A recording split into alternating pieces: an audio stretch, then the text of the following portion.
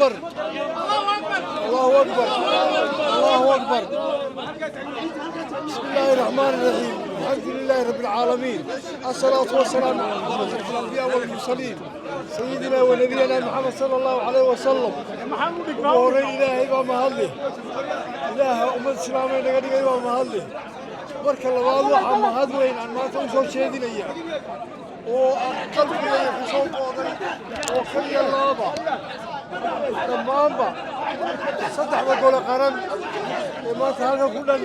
saddexda xisbi qaran madaxdooda shacbi weynaha maanta aan la iska maqli karayn ee aad moodo maalimihii qaaliga ahaa ee 18 May oo kale aad moodo شعيرك هي موسيقى ما بهدقيا هذه أدبل ما ستهين الله يبارك سبحان الله سبحان الله قوليسته سبحان الله قوليسته سبحان الله الله يبارك لما أنت والدي عيني يعني ما أنت وحي ما هدق وحنا هيني بيا له هذه أدبل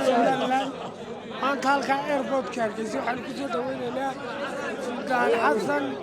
سلطان عبد الله سلطان عبد الرحمن ودلك دبديسة حالات عافماد ugu maqnaa ilaahay way loo keenay soo caafimaad qaba nabadgelyada hal la ilaashado qaranka la garab istaago dhammaantiina waxaan leeyahay sida ugu dhaqsaa badan in dadku ay mar walba nabad uga wada shaqeeyaan waxay naga maqnaa suldaankeedii suldaan xasan suldaan cabdilaahi suldaan cabdiraxmaan suldaan diiriye garaad askar garaad cabdalle